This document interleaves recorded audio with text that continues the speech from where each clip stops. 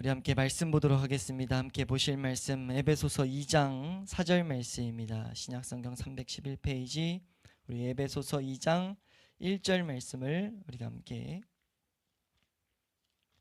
보도록 하겠습니다. 에베소서 2장 4절 말씀입니다. 우리 함께 읽습니다. 시작. 긍휼이 풍성하신 하나님이 우리를 사랑하신 그 큰 사랑을 인하여. 아멘. 예, 우리가 이제 에베소서 2장 4절 말씀을 함께 살펴보게 되었습니다. 우리 에베소서 말씀을 하나씩 다 살펴보고 있는데 이 2장 4절 말씀은 이제 4절에서 7절까지가 작은 단락이에요. 4절에서 7절을 통해서 하나님이 우리에게 교회들에게 하시는 말씀을 우리는 올바로 찾아갈 수 있기를 소망합니다. 찾아가기 위해서 우리가 먼저 4절을 끊어서 본 이유는 이 뒤에 있는 정말 복된 메시지, 어떻게 보면 기독교 신앙의 우리가 올바른 신앙의 정수라고 할 수 있는 복음에 대한 핵심 가르침들이 이제 이 가운데 주어지고 있는데 이것을 여는 서문이라고도 볼 수 있습니다. 서론이라고 볼 수 있어요. 지금 그 내용들이 그 기독교의 복음이 어떻게 이 세상에 들어오게 되었는가에 대해서 말하면서 우리가 충분히 고민해야 될 내용들을 이 4절은 우리에게 요구하고 있습니다.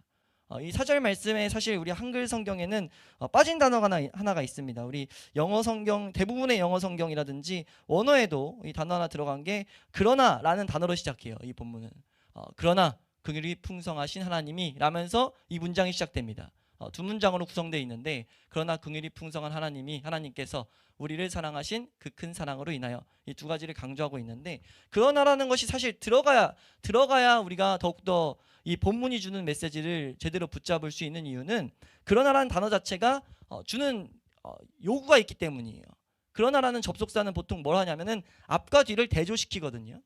그러니까 지금 이 4절 말씀은 앞에 있는 말씀들을 충분히 가지고 뒤를 보라고 말하고 있다는 거죠. 그러니까 우리가 충분히 감사하게 살펴봤던 1절에서 3절 말씀을 통해서 하나님은 교회들에게 무엇을 말했냐? 죄에 대해서 말씀을 하셨다는 것을 우리는 정확히 알아야 됩니다. 한번 따라할까요? 하나님께서 교회들에게 죄에 대해서 말씀하고 있다. 그러니까 하나님께서 이 에베소서 2장 1절에서 3절 말씀을 통해 이 죄에 대한 이 중요한 성경의 가르침을 상세하게 우리에게 가르치셨다는 거죠. 그걸 우리는 정확히 담아두고 있어야 된다는 겁니다. 그걸 담아두고 하나님은 복음에 대해서 말씀하시는데 복음을 받는 자들이 이걸 담아둬야만이 복음이 복음될 수 있다는 거예요. 그래서 우리가 이 앞에 있는 말씀들을 상세히 살펴봤다는 겁니다. 그러니까 우리가 지금 이 앞에 나온 내용을 한마디로 요약하면, 간단히 요약하면 이거죠. 우리가 이 세상에 살아가는 것에 있어서 가장 중요한 것 중에 하나는 우리가 본질상 어떤 존재였는지를 알라고 말씀한다는 거예요. 우리에게 어떤 영향이 끼쳐지고 있는지를 알라고 말한다는 겁니다. 우리는 본질상 진노의 자녀였다. 우리는 죄 아래에 있다라는 것을, 이 세상, 모든 세상은 죄 아래에 있다라는 것을 분명히 알아야 된다는 거죠. 이게 핵심 가르침, 요약이라고 볼 수 있어요. 이걸 좀 풀어서 우리는 네 가지에 대해서 살펴봤는데 큰 내용으로는 우리가 세상 풍조에 휩쓸리고 있다. 모든 사람은 이 세상은 세상에 끄는 그대로 끌려다니고 있다. 이걸 교회는 반드시 알아야 된다는 거죠. 우리가 믿는 자에게도 영향을 끼치지만 사실 우리가 믿기 전에 우리는 아예 그곳에 사로잡혀 있었다 라는 것을 먼저 설명한다는 거예요. 근데 더 비극적인 문제는 무엇이냐? 그 세상 풍조에 끌려가면 하나님의 징계, 하나님의 심판의 대상인데 문제는 무엇이냐면 세상 풍조, 그걸 다른 말로 죄라고 한단 말이에요. 범죄라고 하는데 죄를 짓는 그런 모습들이라고 하는데 그 죄를 짓는 것을 사람들이 나면서부터 사랑했다는 거죠. 사람 안에 본질상이란 단어는 나면서부터라는 단어라고 말씀드렸어요. 나면서부터 우리는 죄를 가지고 있는, 원죄를 가지고 있는 사람이라는 거죠. 이거를 반드시 제대로 묵상해야 된다는 겁니다. 우리 인생에 제대로 고민하는 시간이 반드시 있어야 된다는 거예요. 이 의미를, 이 지금 에베소서 2장 4절 말씀이 주는 의미를 우리는 정확히 붙들기 위해서 지금 방금 설명드린 이 내용을 잘 생각해야 됩니다. 지금 뭐라고 설명하고 있냐면 사도 바울은 하나님이 우리에게 주신 복음이 이제 이 뒤에 내용이 실제가 되는 거거든요. 어떻게 실제가 됐는지를 설명한단 말이에요. 1장에서 설명했던 복음이 얼마나 위대하고 영광스러우고 하나님의 지극히 크신 능력이 담겨있는 사건인 것을 1장에서 막 설명했어요. 그리고 이것이 이제 실제가 된 것들을 가르치고 있는데, 그것이 실제가 된 것을 알기 위해서는 반드시 죄에 대한 교리가 고민돼야 된다는 거죠. 그게 지금 그러나를 통해서 우리에게 요구하시는 바입니다. 그러나라고 하면서 지금 뭐라고 하시는 거냐면, 죄에 대한, 우리 오늘 제목이 그거죠. 죄에 대한 하나님의 메시지가 무엇이냐를 지금 설명한다는 거예요. 그러니까 우리가 하나님의 메시지를 정확히 우리가 내 것으로 삼기 위해서는 그냥 공부하려면 이렇게 하나님 말했구나 라고 하면 지나갈 수 있어요. 공부하기 위해서는 그냥 단순히 그냥 이런 일들이 있었구나 라는 것을 알기 위해선. 근데 그게 아니라 이 하나님 말씀이 진짜 나의 삶의 실제가 되기 위해서는 이 고민이 우리 가운데 일어나야 된다는 거죠. 죄에 대한 고민이 충분히 우리 삶 가운데 있을 수 있기를 주의 이름으로 축원합니다. 그럼 이 죄에 대해서 이제 이게 실제라고 했으니까 이게 지금 이 세상에 대해서 뭐라고 있는가? 우리가 이 앞에 죄에 대한 교리를 계속 보면서 한 번씩 어떤 언급을 드렸냐면, 죄에 대한 교리를 제대로 알게 될 때 우리가 뭐 하게 되냐면 세상을 제대로 진단할 수 있다고 말씀드렸어요. 다른 말로 세상에 일어나는 모든 일들, 모든 비극들, 모든 문제들, 이것을 제대로 진단하려면 죄에 대한 교리를 알아야 된다고 성경은 가르친다는 거죠. 한 번 더 할까요? 세상에 일어나는 일들을 알기 위해서 죄에 대한 가르침을 알아야 한다. 그러니까 우리가 이 전 세계, 우리의 삶뿐만 아니라 전 세계에서 일어나는 이 상황에 대해서 성경은 뭐라고 말하느냐라고 했을 때, 모든 문제에 대한 참된 그 설명이 여기서부터 시작된다는 거죠. 무슨 말이죠? 간단히 말하면 이 죄 때문에 모든 이 세상의 문제가 발생되기 시작했다는 거예요. 인간 안에 심어져 있는 이 본질상 나면서부터 가진 죄가 모든 인류의 문제들을 발생시키고 있다라고 성경은 선언하고 있다는 겁니다. 그거를 모든 사람들은, 복음을 향해 나아가는 자들은 그걸 먼저 우리는 고민해야 된다는 거예요. 그러니까 여기서 우리가 제일 큰 문제를 하나 생각할 때 보통 뭘 생각하냐면, 왜 이렇게 전쟁이 있습니까? 지금도 이 전쟁이 큰 문제죠. 전쟁이 큰 문제로 지금 우크라이나, 러시아 전쟁하고 있잖아요. 이런 전쟁들이 왜 일어나냐는 거예요. 그 큰 나라의 전쟁뿐만 아니라 사실 전쟁이 우리 삶을 뒤덮고 있죠. 나라뿐만 아니라 우리의 사는 삶을, 우리가 보통 이런 표현을 가끔 하잖아요. 삶이 전쟁이라고. 왜 전쟁이에요? 사회생활을 하는 그 모든 순간순간 사람들끼리 전쟁을 하고 있어요. 보이지 않는 전쟁들. 그게 집안에, 가정 안에도 들어와서 가정 안에서도 계속 사랑해야 될 대상인 가족끼리도 싸우는 모습들이 계속 들어온다고요. 그러니까 싸움은 큰 맥락에서는 전쟁이잖아요. 이걸 성경은 분명히 선언한다는 겁니다. 성경은 그것이 왜 그러냐라고 했을 때 나면서부터 가진 죄 때문이라고 말한다는 거죠. 이건 사도 바울의 가르침뿐만 아니죠. 성경 곳곳에 나오는 메시지지만 특히 야고보 사도는 이것을 또 정확하게 우리에게 설명하고 있습니다. 야고보서 4장 1, 2절 말씀 보시면, 야고보서 4장 1절 2절 말씀 함께 읽습니다. 야고보서 4장 1절 2절 말씀 우리 한번 잘 읽어보겠습니다. 함께 읽습니다. 시작. 너희 중에 싸움이 어디로부터, 다툼이 어디로부터 나느냐? 너희 지체 중에서 싸우는 정욕으로부터 나는 것이 아니냐? 너희는 욕심을 내어도 얻지 못하여 살인하며 시기하여도 능히 취하지 못함으로 다투고 싸우는도다. 너희가 얻지 못함은 구하지 아니하기 때문이요. 아멘. 지금 여기서 우리에게 말씀하는 것은 무엇이냐면은, 이게 뭐 쭉 설명해야 되지만 간단히 핵심은 이거죠. 이 우리가 보고 있는 맥락과 동일한 설명을 다른 식으로 이제 설명을 해나가거든요. 야고보 사도는 우리 가운데 있는 이 죄와 싸움의 문제를 말하면서 지금 언급하는 내용인데, 분명히 여기서 가르치는 내용이 뭐예요? 싸움이 나타나는데, 모든 인생의 싸움이 있는데 그 싸움이 어디서부터 나느냐라고 했을 때 정욕으로부터 난다는 거예요. 2절 말씀에 설명하는 건, 여기서 구하는 건 뭡니까? 하나님을 구해야 된다는 겁니다. 하나님만을 찾아야 되는데 하나님을 안 찾다 보니까 사람이 채워지지 않는다는 거예요. 우리가 창세기의 말씀을 통해서 계속해서 이 죄에 대한 교리에 대해서 중요한 걸 살펴보는 게, 죄는 무엇이냐? 하나님과 사람 사이를 단절시킨 핵심 요소라고 말씀드렸어요. 하나님과 사람 사이가 떨어진 이유라고 말씀드렸습니다. 떨어지면서 어떤 일이 발생했느냐라고 했을 때 모든 사람 안에 공허가 들어왔다 말씀드렸어요. 그러니까 하나님을 떠나면서 마치 이게 죄라는 것이 성경은 이런 식으로 표현한다고 말씀드렸습니다. 바이러스와 같다. 우리가 병에 걸렸을 때 바이러스와 같다. 감기 바이러스가 들어온 것 같다. 만약 들어왔다라고 했으면 감기 걸리면 어떤 현상이 나타나죠? 기침을 한다던가 콧물 흘린다던가 머리가 아픈다던가 이런 일들이 발생된단 말이에요. 그와 같이 성경이 죄에 대한 바이러스가 모든 사람 안에 들어왔다라고 할 때 그럼 그 죄가 뭘 일으키는데? 라고 하는 걸 성경은 우리에게 설명한다는 거죠. 뭐라고 말하냐? 우리의 모든 인류 안에 공허가 들어왔다는 겁니다. 모든 인류 안에 혼돈이 들어왔다는 거예요. 그러니까 사람만이 사람 안에 하나님을 모실 수 있게, 하나님을 인식할 수 있게, 하나님과 교제할 수 있게 만들었는데 그 사람에게 주신 특권을 걷어 차다 보니까 사람이 뭐 했어요? 변질돼 버렸어요. 사람만이 타락했어요. 그 타락의 영향을 온 피조물들이 받는다라는 것을 로마서 8장에 설명하거든요. 그러니까 이 세상 다른 피조물들은요 사실 그냥 원리대로 지금도 살아가고 있어요. 사람이 조금씩 망가뜨릴 뿐이지. 생태계라는 게 그런 의미잖아요. 정해놓은 대로 살아간다고. 이게 우리가 그걸 보면서 시편 같은 데 보면 하나님의 신비를 보라는 겁니다. 하나님의 지금도 만물을 주관하시는 손길을 보라는 거예요. 그러니까 만물은 지금도 정해놓은 대로 사실 가요. 근데 사람만이 뭐합니까? 넘어서는 것을 요구하며 싸우죠. 더 가지려는, 더 채워야 되는 이것 때문에 계속해서 싸움을 일으키고 있다라는 게 지금 이 죄에 대한 교리가 세상에 적용된 설명입니다. 1절에서 3절에 있는 내용들을 우리가 살펴본 것을 세상에 적용시키면 싸움이 계속 일어난다는 거예요. 분쟁이 일어난다는 거죠. 그로 인한 모든 어려움들이 인생 안에, 이 세계 안에 펼쳐지게 되었다. 이게 지금 이 죄를 통해서 우리에게 가르치는 첫 번째 가르침입니다. 우린 이것을 제대로 이해할 수 있기를 주의 이름으로 축원합니다. 우리 인간은요 육체와 마음의 이러한 원하는 것들에 의해서 지배를 받고 있다라는 걸 설명한다는 거예요. 어느 누구도 피해갈 수 없이. 네. 그렇기 때문에 이게 1절에서 3절, 우리 2절 말씀 한번 다시 읽어볼까요? 2절 3절 말씀만 다시 읽어보겠습니다. 2절 3절 함께 읽습니다. 시작.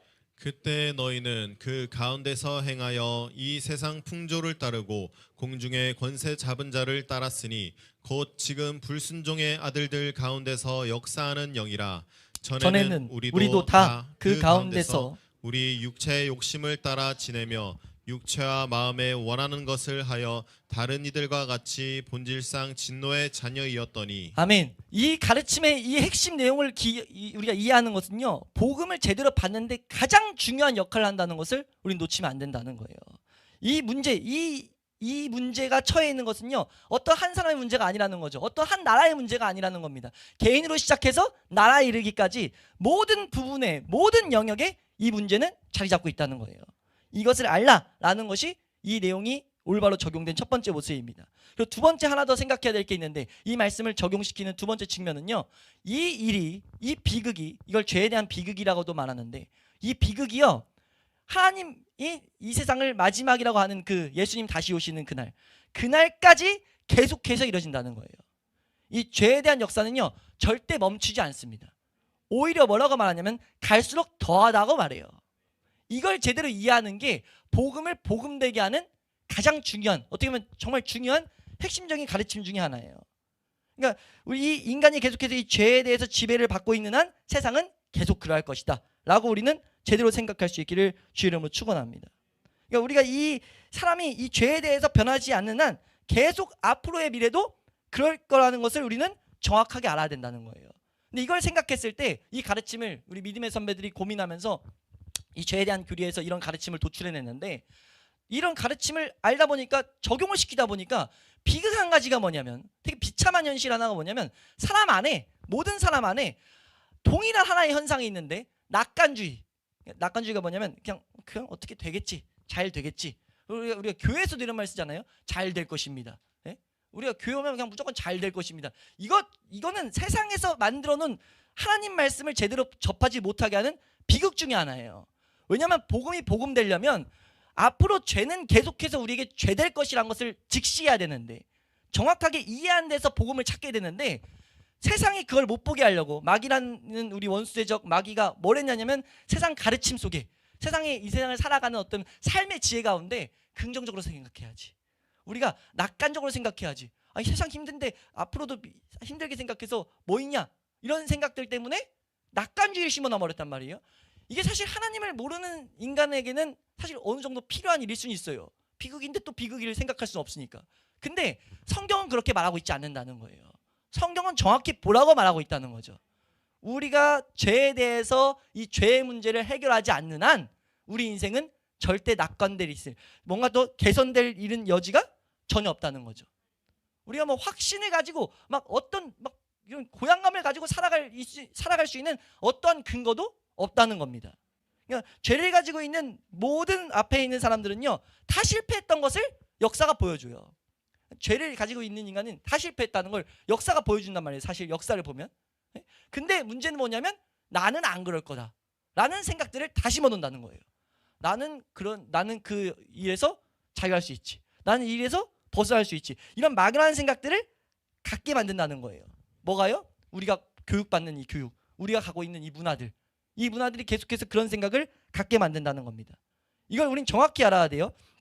우리 이거를 대해서 이 한 목회자가 이런 식으로 정리해 놨는데 한번 들어보시면, 그러나 만일 우리가 죄 가운데 있는 사람에 대한 이 성경적인 교리를 믿는다면 즉시 그것이 얼마나 기만적인 것인가를 알아야 한다. 기만적이다, 속이다 이런 거거든요. 얼마나 그게 속이는 일인지 알아야 된다. 그걸 붙잡았다면 지금 내가 날 속이고 있는 거예요. 내가 내 인생이 잘 되겠다? 막연하게 생각하고 있어요. 죄에 대한 문제에 고민 없이. 죄에 대한 문제에 대해서 말씀하는 하나님의 말씀을 제대로 갖고 있지 않은 상태에서 낙관을 생각한다. 괜찮아지겠다. 막연하게. 난 그래도 예배 드리니까. 난 그냥 하나님 아니까. 이런 막연한 생각을 갖고 있다 라고 한다면 그건 날 속이는 일이라는 거죠. 우리가 정확히 그것을 진단할 수 있기를 주의 이름으로 축원합니다.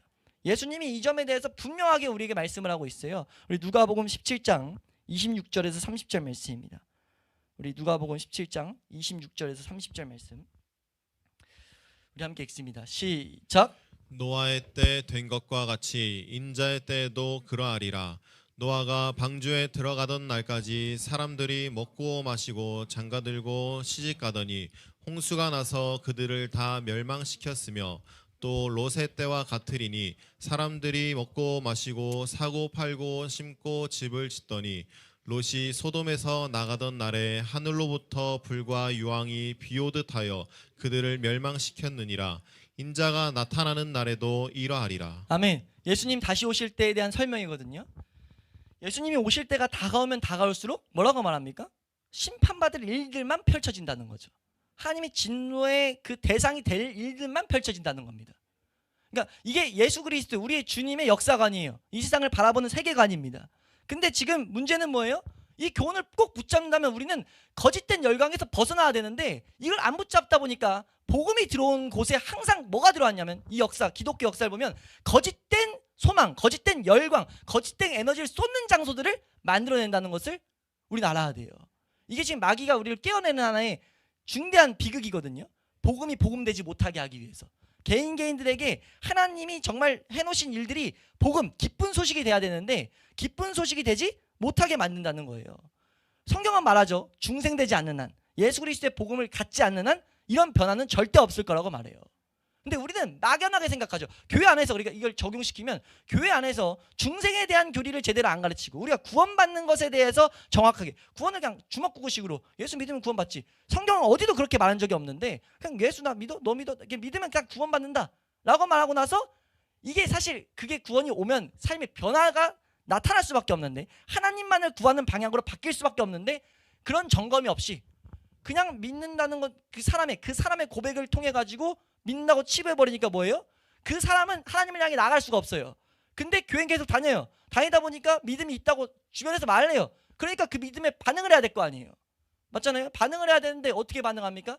자기가 만들어낸 어떤 하나님의 일들을 해나간다는 거죠. 성경 어디에도 복음이 말하지 않은 것들을 계속해서 해나간다는 겁니다. 이 부분을 가지고, 이건 제가 말하면 좀 그렇기 때문에 믿음의 선배가 이렇게 말해요. 한번 들어보시면, 이 세대가 침체에 빠지고, 이건 1900년대 목회자의 말입니다. 이 세대가 침체에 빠지고 있습니까? 저의 대답은 이 세대가 침체에 빠지고 있지 않든 우리가 상관할 바가 아닙니다. 우리는 진리를 아는 데 관심을 두어야 됩니다. 우리가 죄에 대한 교리를 살펴보면서 계속 말씀드렸는데, 교회에서 죄에 대한 교리에 대한 가르침이 없어지는 순간 교회는 딴 길로 갑니다. 왜냐하면 죄를 처리하지 않으면 하나님 앞에 갈 수가 없는데, 죄를 처리하는 방법을 아예 우리가 그냥 덮어놓는 거예요. 그러니까 제대로 했는지 안 했다는 거죠. 그러니까 애매하게 만들어 놓는다는 거예요. 이게 얼마나 우스꽝스러운 일이냐면, 교회가 이걸 모르는 게 얼마나 우스꽝스러운 일이냐면, 우리가 운전해서 어딜 간다고 그래요. 차를 타고 가야 돼요. 차를 타고 가야 되는데 차를 타고 가야 돼서 차도 사놓고 가야 되는 길도 공부하고 막 다 해놨어요. 다 해놨는데 그 사람이 그 차에 시동 거는 법을 몰라요. 그럼 갈 수 있습니까? 내가 알고 있으니까 생각은 많이 하니까 그 생각이 더욱더 많아질 수 있어요. 어디 가야 되는 그 장소에 대한. 마음이 더 날 채울 수 있어요. 채워진다고 내가 간 거예요? 이게 말도 안 되는 얘기잖아요, 설명이. 근데 우리가 신앙생활 그렇게 하고 있다고요. 보이지 않는 곳이다 보니까 이거를 생각 많이 한다고 내가 가고 있다고 생각을 해요. 근데 성경은 그렇게 말하고 있지 않다는 거죠. 좁은 문과 좁은 길을 따르라고 말한다는 거예요. 예수 그리스도를 따라가야 된다고 말하는데 그 길에 대한 관심이 없습니다. 관심이 없으니까 뭐예요? 각자가 자기가 만든 하나님, 마치 출애굽기 금송아지 사건처럼 자기가 만든 하나님을 세워놓고 쫓아간다는 거예요. 근데 복음은 그걸 그렇게 설명한 적이 전혀 없다는 거예요. 우리는 분명히 알아야 됩니다. 복음이 전파된 뒤에 항상 이 복음을 잘못 사용하는, 잘못 전하는 수많은 사람, 수많은 단체가 있었다는 걸 알아야 돼요. 이 세상을 위해서 복음이 있는 것처럼 설명한다는 거죠. 이 세상의 어떤 문제를 해결하기 위해서, 혹은 복음을 가지고 이 세상을 바꾸려는 시도, 이 복음이 개인만을 위로하려고 한다는 그런 가르침, 혹은 복음을 가지고 이제 복음 알았으면 세상에서 실천적으로 살아, 되게 착하게 살아, 이런 가르침들. 어디에도 복음이 그걸 요구한 적이 없습니다. 복음은요, 언제나 복음은 뭐만 설명합니까? 복음이 항상 복음이란 거, 예수 그리스도가 우리를 위해 죽었다는 거, 이 죽으심이 얼마나 하나님의 능력이 집약체인지를 알아야 된다라는 가르침은요, 죄에 대한 진노, 하나님이 죄에 대해서 진노하고 계신다라는 가르침 외에는 다른 데에 연결된 적이 없어요. 죄를 위해서 하나님은 이 복음을 주셨지, 복음을 가지고 세상을 뒤바꾸라는 시도를 하라고 말한 적이 없다는 거죠. 근데 문제가 방금 설명드렸다시피 복음에 대해서, 길에 대해서 나아가는 것을 마귀가 왜곡시키다 보니까, 집중하지 못하게 하다 보니까, 교회에서 구원의 길에 대한 가르침이 없어지다 보니까, 그러니까 복음을 가졌다는 사람들이 딴 거 하고 있는 거예요, 자꾸. 우리가 그것을 제대로 진단할 수 있기를 주의 이름으로 축원합니다. 우린 분명히 알아야 돼요. 성경, 기독교 신앙 혹은 기독교 복음은 세상이 현재의 세계나 하나님의 진노 아래에 있다고 말하는 것 외에 세상에 대한 직접적인 메시지를 가지고 있지 않다는 거예요. 가지고 있지 않아요. 죄에 대한 하나님의 진노만 분명 갖고 있다는 거죠. 세상에 대한 메시지는 오직 세상이 정죄 아래에 있으며 그런 상태에서 죽는 사람은 모두 멸망할 것이다. 이것만 성경은 우리에게 말하고 있다는 거예요. 실제 그랬잖아요. 예수님 오셨을 때 로마에 대해서 어떻게 해라, 저렇게 해라, 모여가지고 뭐 시위해라, 뭐 저거 해라 한 적 있습니까? 하신 적, 예수님 그런 거 보셨어요? 혹시 제가 못 봤나? 성경에 그런 거 없어요. 예수님 오셔도 뭐라고 했죠? 사람들 안에 있는, 그 속에 있는 죄의 문제를 해결하기만 바라셨어요. 그리고 그것이 정말 그 복음을 가진 자들이 이 세상에 하나님을 나타내는 도구로 쓰실 뿐이죠. 하나님의 계획에 따라서 우린 그것을 제대로 믿는 자들이 되어야 됩니다. 그러니까 우리가 주목해야 될 내용은 여기서 시작된다는 거죠. 우리가 이 성경이 불신 세상에 대해서, 믿지 않는 세상에 대해서 명백하게 말하는 이 가르침에서 오늘 메시지는 시작된다는 거예요. 이거 가졌어? 이 설명 이해됐어? 이거 가지고 이해돼서 이 비극적인 상황, 이 세상은 계속해서 안 좋아질 거야. 이 세상은 비극에 처해 있고 그 비극이 계속해서 심화될 거야. 그러나 라고 하면서 말씀하신다는 거예요. 그러나 이 하나님 말씀을 듣는 너희는 복이 있다. 왜냐? 긍휼이 풍성하신 그 하나님의, 긍휼이 풍성한 하나님께서 하나님이 가지신 그 큰 사랑으로 인해서 이런 일들을 행했어 라고 설명한다는 거죠. 그러니까 복음은 이렇게 다해진다는 거예요. 그러니까 복음이 복음되려면 철저히 내가 예수 그리스도를 더욱더 알기 원해요? 예수 그리스도를 만지기 원해요? 예수 그리스도 안에 들어가고 예수 그리스도를 통해서 하나님을 보기 원합니까? 라고 했을 때는요, 언제나 죄에 대해서, 성경이 우리 안에 있는 죄를 뭐라고 말하는지에 대해서 성령님 앞에 깨닫게 해주시기를 간구해야 된다는 겁니다. 그걸 우리가 놓치지 않을 수 있기를 주의 이름으로 축원합니다. 우리에게 설명한다는 거죠. 우리는 이 약한 세상에서 구원받을 수 있다. 우리는 그 길에서 벗어날 수 있는 것을 하나님이 예비해놨다라는 것을 사도는 지금 전하고 있다는 겁니다. 우리가 이것을 제대로 우리는 분명히 인식할 수 있기를 축원합니다. 우리 갈라디아서 1장 4절 말씀입니다. 갈라디아서 1장 4절 말씀. 갈라디아서 1장 4절 말씀 함께 읽습니다. 시작. 그리스도께서 하나님 곧 우리 아버지의 뜻을 따라 이 악한 세대에서 우리를 건지시려고 우리 죄를 대속하기 위하여 자기 몸을 주셨으니. 아멘. 예수 그리스도에 대한 이 대속의 은혜, 그것이 하나님 뜻이다라는 걸 말하면서 뭐 하신다고 말씀하세요? 이 악한 세대에서 우리를 건져내신다는 거죠. 세상을 변화시키라는 게 아니라 하나님께서 뭐라고 말씀하시냐면 우리가 봐야 할 것은 우리가 악한 세대에서 건진받는 그것을 제대로 이해해야 된다는 거예요. 그것이 개인들에게 전해지는 이 복음의 메시지입니다. 세계가 그대로 변함없이 존재하게 될 것이지만 사람들은 그것에서 구원을 받을 수 있고 빠져나올 수 있다. 왜요? 긍휼이 풍성한 하나님의 그 큰 사랑으로 말미암아 이것이 가능하게 된다. 그러니까 우리가 긍휼이 풍성한 하나님의 그 큰 사랑을 알려면 뭐 해야 돼요? 죄에 대해서 알아가는 건 당연한 수순이라는 거예요. 우리가 그 올바른 묵상을 통해 하나님의 크신 사랑을 우리가 더욱더 깨달을 수 있기를 주의 이름으로 축원합니다. 우리 한 걸음만 더 나아가서 성경은 우리에게 이 에베소서는 더욱더 우리에게 뭘 말하냐면요, 나아가서 우리는 뭐냐라고 했을 때 우리는 이 세상에 속해 있지만 우리는 다른 나라의 시민권자 된 사람이다 라는 가르침들을 주기 시작해요. 우리는 이 세상에서 이제 외인으로 살아가게 될 거야. 우리는 나그네로서 살아가게 될 거야. 왜요? 우리는 하나님 나라의 백성이 되기 때문에. 뭐하는 자는요, 건져내면 그냥 건져내고 뗀 게 아니라 하나님 나라에 건속되는 은혜를 향해서 부름받았다는 거죠. 누가요? 죄인인 나를 하나님이 끄집어내가지고 죄의 문제를 다 끄집어내고 우리로 하여금 하나님 나라에 들어가게 하셨다라는 것, 이것이 지금 우리에게 전해지는 복음이라는 거죠. 하나님 나라의 시민이 되었고 그리스도의 나라, 빛의 나라, 하나님의 그 하늘나라의 시민이 되었다. 그 나라를 제대로 소유한 자는 뭐 하는 거예요? 이 세상에 속해 있지 않다 보니까 이 세상에서 요동하게 될 수 없으며, 그러면서 우리가 이 세상에서 하나님이 주신 은혜들을 충분히 누릴 수 있는 것들을 성경은 우리에게 설명하고 있다는 거죠. 왜 우리가 이 세상에서 평안합니까? 우리가 왜 하나님의 기쁨을 소유한 사람이라고 설명하는 거예요? 성경은 그리스도인을 하나님의 기쁨을 어느 때나 항상 가진 자라고 말해요. 그러면 항상 가진 그리스도인들이 이 세상에서 기쁜 일만 일어납니까? 이 세상 살아가는데 문제가 하나도 안 발생해요? 아니에요. 오히려 어떻게 보면 더 큰 환난들이 올 때가 많아요. 더 큰 환난들이 온다고 오히려 성경은 말합니다. 근데 그런 환난이 어떠한 요동함이, 어떠한 문제가 발생해도, 어떠한 악이 우리에게 공격을 해도 우리가 이 진리를 제대로 붙잡고 있을 때 우리는 그 가운데 요동하지 않는 그 복된 우리의 마음을 발견하게 된다는 거죠. 그 복된 그 가운데 하나님이 주시는 기쁨과 하나님을 향한 더욱더 열망과 하나님을 향한 그런 발걸음이 그 가운데 일어난다는 거예요. 우리는 알아야 됩니다. 우리 다른 예배를 통해서 계속 말하잖아요. 우리 스스로는 절대 하나님을 찾을 수도 없고 찾고자 하지 않는다는 거예요. 찾으려는 그 본성들을 아닌데요, 난 찾는데요 라고 했을 때 찾으려는 본성을 찾아가다 보면 사실 다른 이방신들을 섬기는 모습과 다를 바가 없어요. 하나님이 내 이 세상에서 문제 해결해 주니까. 그래서 하나님을 찾을 수 있습니다. 근데 그냥 하나님 존재만을 찾는 것은요, 말씀 외에는, 성령의 도우심 외에는 불가하다고 말합니다. 그렇기 때문에 우리는 하나님의 은혜로 우리가 더욱더 하나님을 찾게 하는 그 길을 놓치지 않아야 된다는 거죠. 그리고 오늘 말씀은 우리에게 그걸 가르친다는 거예요. 하나님의 나라, 우리가 이 세상에 지금 끊임없이 싸움과 분쟁이 가득한 나라 가운데, 세상 가운데 우리가 하나님의 나라에 건속됐다라는 것을 깨달을 때 그 가운데 오는 평안을 우리는 경험해야 된다는 거예요. 우리가 경험할 수 있기를, 우리가 그것을 온전히 묵상할 수 있기를 주 이름으로 축원합니다.